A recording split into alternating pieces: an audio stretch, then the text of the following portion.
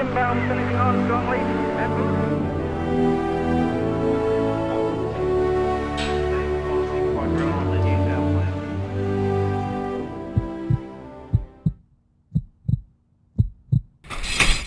Every time a jockey climbs onto the back of a horse, they put their life on the line in order to compete. Condobolin Council has decided to erect a national memorial recognising all jockeys who have lost their lives on racetracks across Australia. Good evening. We begin tonight with the tragic news that a jockey has been killed in a race fall at Fanny Bay. The accident resulted in the meeting, including the Darwin Cup being abandoned. A harsh and sad reality of horse racing.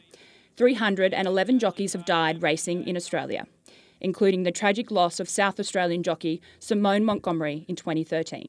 Montgomery, who's a mother of two, was thrown from her horse in the final stages of race 6. She was worked on by doctors and ambulance officers but was pronounced dead at Royal Darwin Hospital.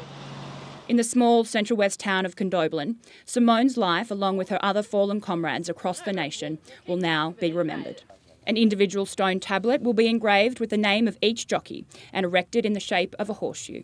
It's a major project, and the responsibility has fallen to 80-year-old fifth-generation stonemason Ray Collins. This will be a fair-sized job, this one, and it'll be a very good tourist attraction. The proposed memorial site is adjacent to the Condobolin racetrack and will include an expansive outlook of gardens. This will be very interesting for people from all over Australia, because travelling through to realise how many people lost their lives on the racetracks. In a fitting touch, Mr Collins has asked he not be paid for his labour. He will live in his caravan on site until the work is complete. I'm just like my ancestors, convicts. They're not getting paid for it, they sent me out here. I'm in exile. He expects it will take 18 months. That's why I work shift work, day and night. For Mr Collins, it will be a labour of love, understanding that the only other memorial to recognise fallen jockeys is at Caulfield Racetrack in Victoria. Significant but not accessible. Ask how many people have been to Caulfield races to see it. You know, when you think of it, these places people come in travelling through and they'll make a picnic out of it to come to see it.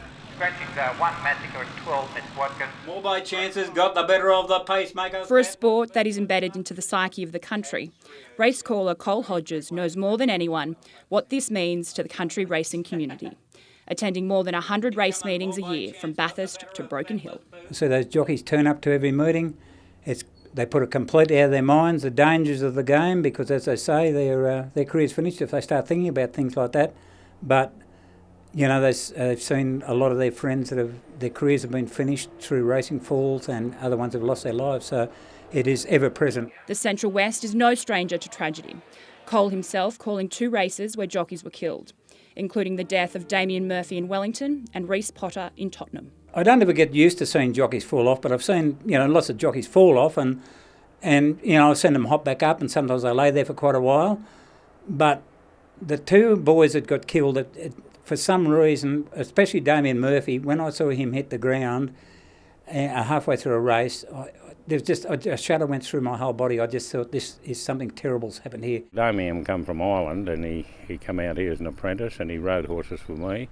He actually rode a horse called Rudy Treat. He was just a lovely young fellow, got his way through his apprenticeship and just was making his mark as a senior jockey. Damien had wonderful hands on a horse, and that's very important to get horses to run in races.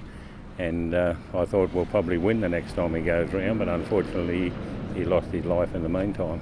For a rider like Damien, who chased his dreams around the world, the Condobolin Memorial will serve as a fitting reminder for the friends he left behind. Congratulate them down at Condobolin for doing this. It's a great community, and it'll be something that jockeys will really appreciate. They're a wonderful group of people, both the male and female jockeys. They're about half and half now, and they put their lives on the line. It might be known as the sport of kings, but the truth is it's a tough and dangerous industry. A small, lightweight jockey working in partnership with a 500-kilogram thoroughbred, a testament to the skill, nerve and strength of those in the saddle, men and women alike. And they're basically small frame people with big hearts. The echoes of those heartbeats will now sound in Condobolin.